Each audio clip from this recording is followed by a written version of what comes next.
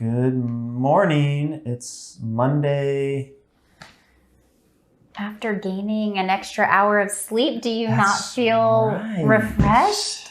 We gained an extra hour and I went to bed at 9:00 last night. So same. That's great.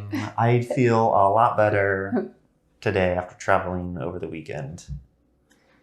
Because just traveling just takes it out of you sometimes. Sometimes it does. Yes. It's a lot. It's a lot. But it was also great. Got to see the ocean, see some old friends. Seminar was great. So that's what I want to talk about today is part of what we worked through as part of the seminar. It was a chiropractic seminar, but oftentimes they'll bring all kinds of different guest speakers in and different topics. And so one of the speakers, he's evidently pretty famous. I had not known him before the weekend, but David Meltzer. Oh. You heard of him? Mm-hmm. Okay. Mm-hmm. I don't know his story. He touched a little bit on it. But evidently he lost everything. He came back. Wow. And now he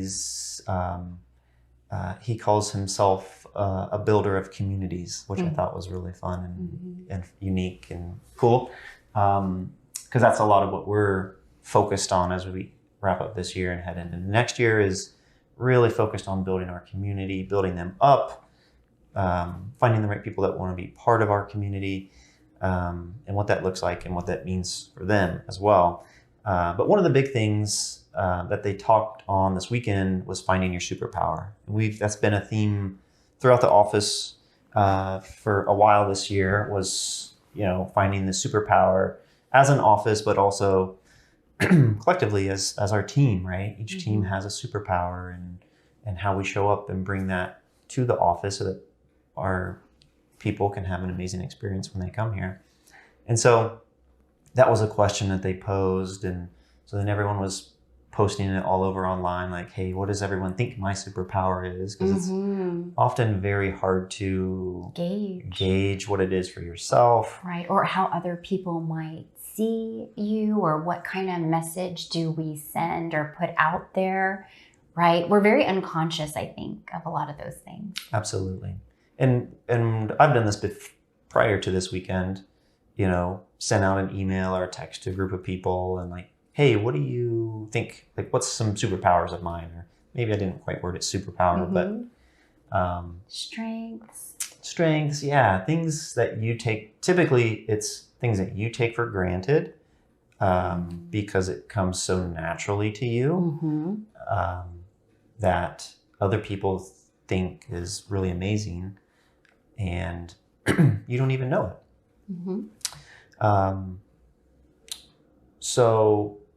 So that's going to be what we're talking about today is finding your superpower. There's a list of 10 questions that I found through the weekend, but also online that can be a good gauge and a good starting point for you to ask yourself, for you to ask other people. And I don't think this is, maybe it is, maybe some people know right away, hey, this is my superpower. But if you're anything like me and you overthink things or this is newer concepts, right? Then, here's some questions to spark some thought and take a moment to,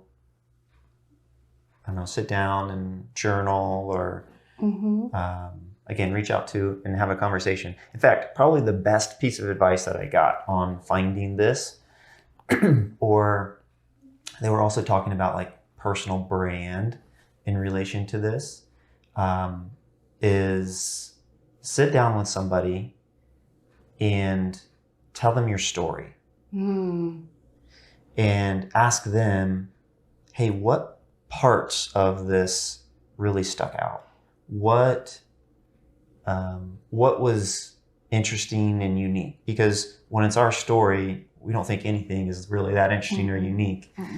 However, other people typically find things very fascinating and interesting. And oftentimes that's your superpower. So, and everybody has a story.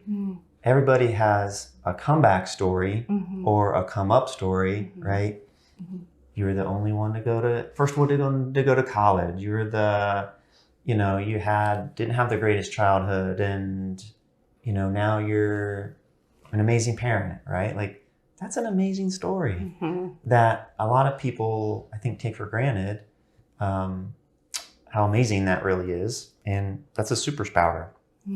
So I think that was my biggest takeaway, is like really sitting down and, again, working through your story with somebody else and seeing what resonates. And not that you should also gauge your story based on what everyone else thinks, right? But if you have somebody who you trust, and oftentimes you'll go through your story and you'll have known somebody for years and they have no idea.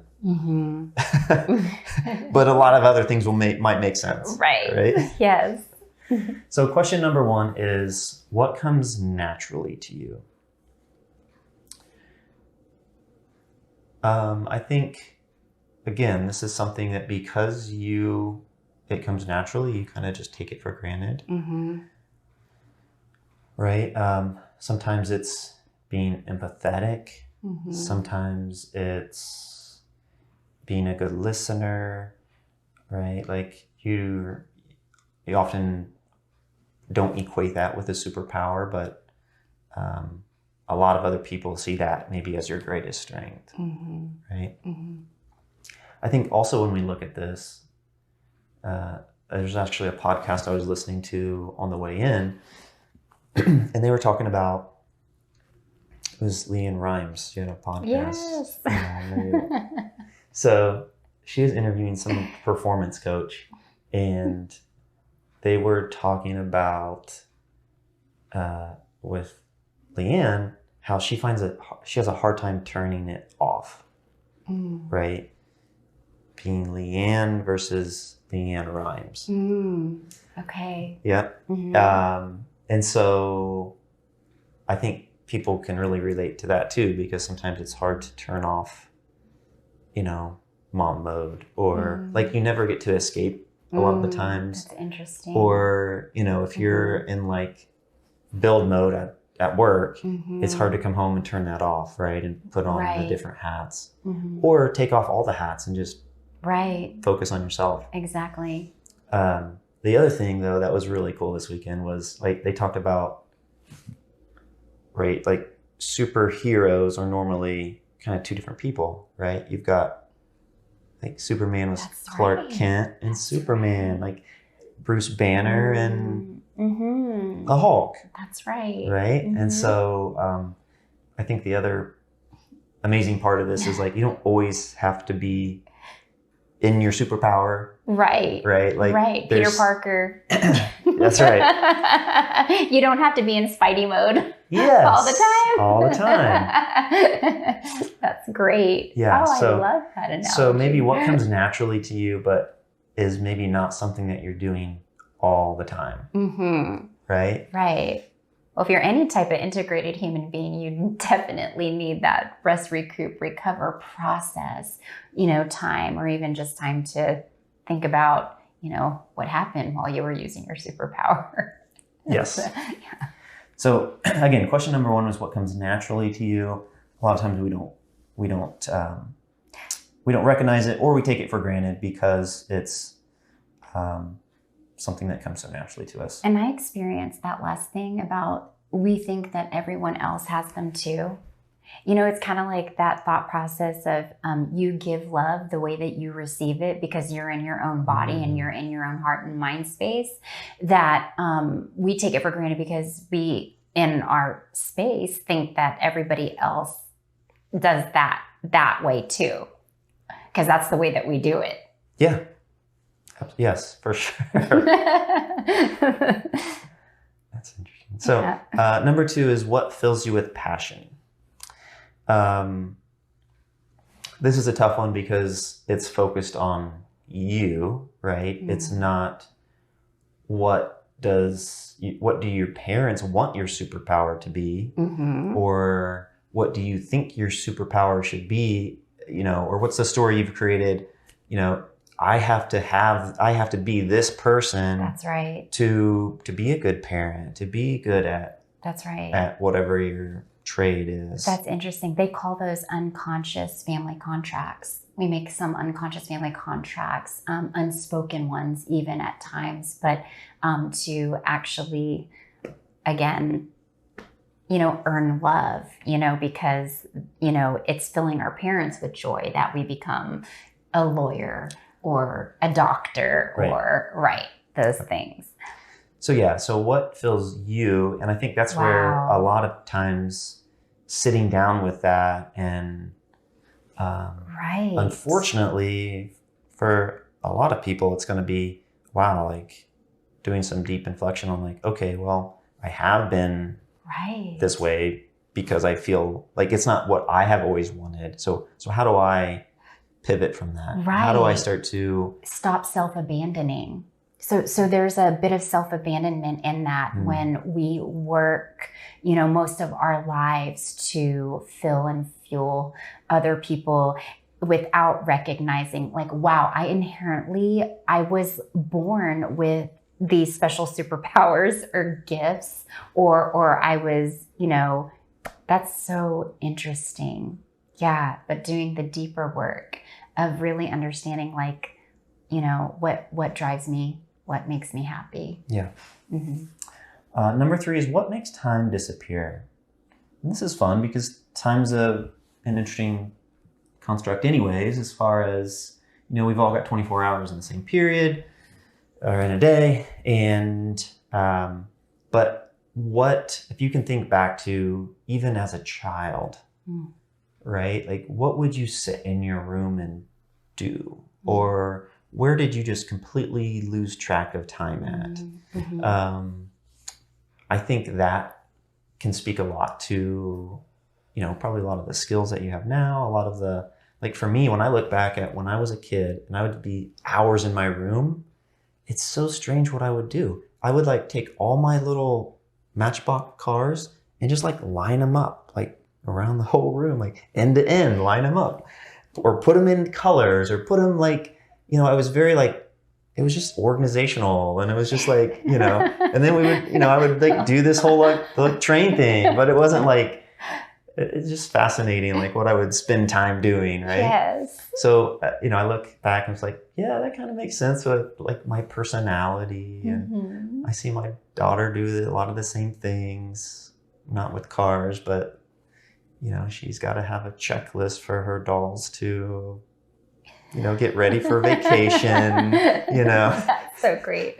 So, and she'll spend hours in her room doing this stuff. So, it doesn't have to be what makes time disappear for you right now, because most of us have lost track of that. So, when you look back as a child, when would you get lost in time? Number 4 is what makes you different or weird, right? I've seen shirts like, or you've seen like little bumper stickers, or, like I'm weird. Like all of us are a little weird. Or my favorite is, I think Asheville, because Asheville, North Carolina is kind of weird, but you'll see shirts like keep Asheville weird. Right. Yes. So it's, when you think of like, my friends think I'm weird because I do this. That oftentimes is your superpower. And even if they think you're a little weird, they probably really think that's cool about you as well. So,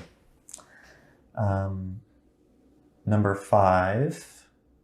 Oh, wow. Is what do your friends ask for advice about? So, I think this is always amazing because, but people come in and they instantly like just start telling their life story with you. Right? Yes. And so oftentimes your nutritional sessions are actually turned into other types of sessions. That's right. Digging through life, digging through all kinds of different topics. But that also says a lot about. Yes. And it's funny. I think that they come in and honestly, it takes on a whole life coaching approach. They just don't know it yet. Yeah. But it just also goes to show how much this sort of thing affects other areas of your life, right? Because they're coming to you for typically a health problem, but sometimes health problems are actually life problems disguised as a health problem. 100%. We call it a state of dis-ease. It's any time where, energy or emotions, they've been neglected, oppressed, or stuffed down, or they just have been unattended. And what happens is that comes out sideways. And once it comes out sideways and it needs a little bit of time and attention and love and nurturing, it can find its way free. It's cool to, I guess, recognize that, because again, oftentimes I think that's been more apparent the last couple of years. Yes. How much stress and our outside environment has began to affect us on the inside environment. That's right. Number 6 is, what did you love to do as a child? So it kind of goes back to, when did you lose track of time? But again, 42% of kids are, they say shamed away. Maybe shamed, maybe is the right word. It is the right way. It is the right word too. Actually, I was just reading about this, so it's so funny, but a lot of children are deterred or, right? And yeah, what's acceptable, what's not acceptable, that type of thing. Yeah. Even emotions. That's so funny that even emotions. Hugely. Right. Yep. I just picked up, emotional coach parenting. I've got a 10 and a 13-year-old. My 13-year-old is throwing me for a loop right now. What's ironic about it is he was just with my mom all weekend, and she said, he's just like you were when you were 13. So I'm like, I know. That's why I'm trying to help him here. That's right. That's right. I think some of the best ways to do that too, I don't mean to sidetrack, but understanding, and you've heard me say over and over again, it all belongs. Everything you are feeling right now, it belongs, and I'm not going anywhere, and you don't have to be alone. You can feel this all the way through. You know what? Anger has its place. The frustration has its place. The sadness has its place. The highs, they have their place, but I'm not going anywhere. And my value, your value, it is not going to change because you're feeling what you're feeling right now. And, my love of you is not going to change. Nothing's going to change due to what you're feeling right now. But as long as we can do this together and you feel like that emotion can be held, that's where it's at. Yep. And I think parents, some parents now, we're starting to talk about these things. And so we're trying to, in our own way, right?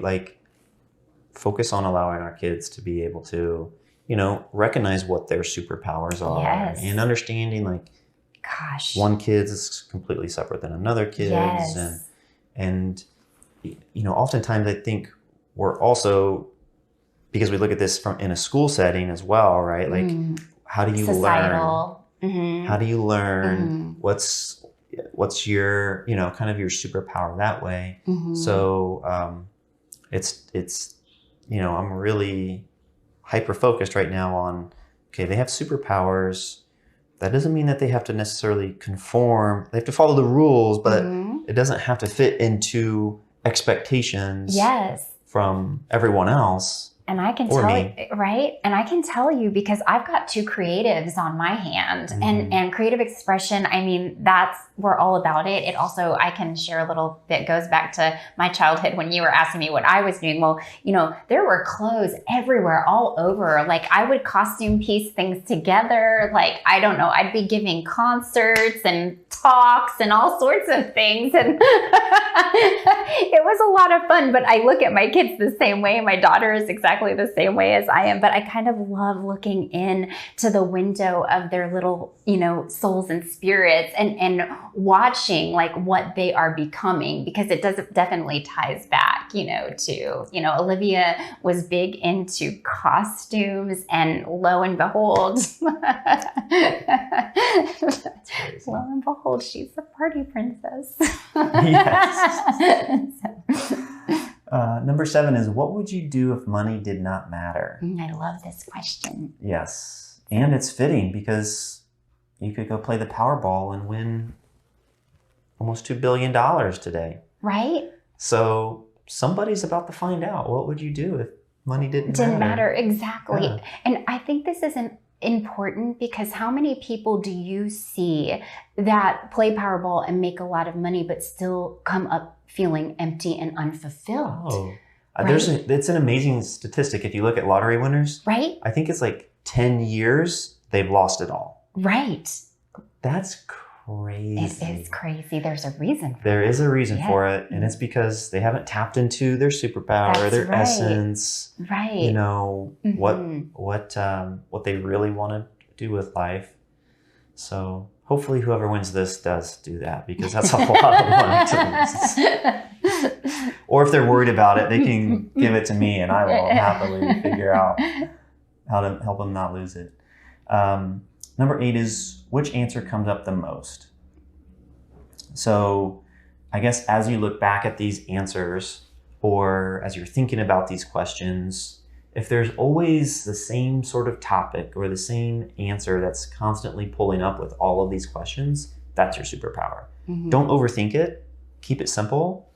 Again, because most of the times it's something that you're just taking for granted, and you just have to start maybe nurturing a little bit more. Mm-hmm. The next one is, how do you boost your superpowers?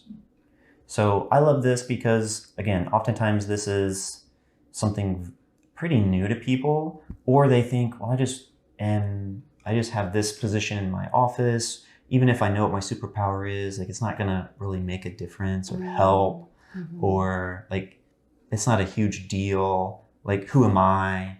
That's funny. That keeps a lot of people held back. Yeah. I can tell you, I've been in that position For sure. of just kind of really just holding back. Yeah. Yeah. So what are some things people can do to break free from that? Number 1 is find it, for some people it's find a coach, find a mentor. That's right. Find somebody who's, who you gravitate towards, who you feel like is taking the same type of superpower you have and doing something that you think is amazing with it. Yes. Go talk to them. Yes. How did you do this? Mm-hmm. Mm-hmm. So, how do you take that risk and to show up as your most authentic self? And that's always the right answer, but learning agency and learning, authority, learning, how do you, like you said, the word essence, right?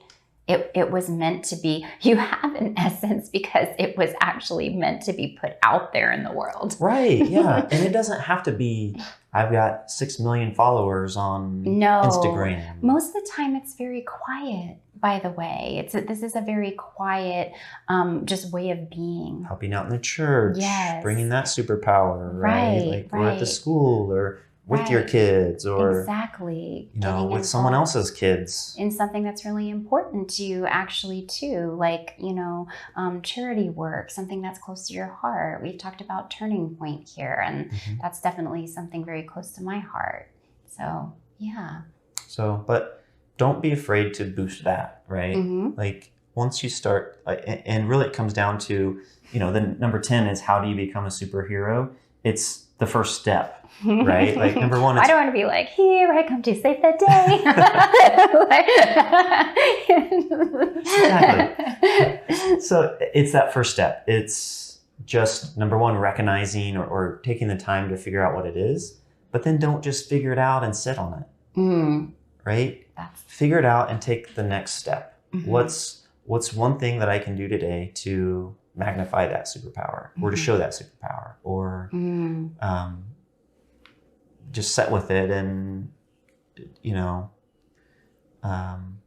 feel that, because a lot of times you haven't allowed yourself to even recognize it or like own that for years.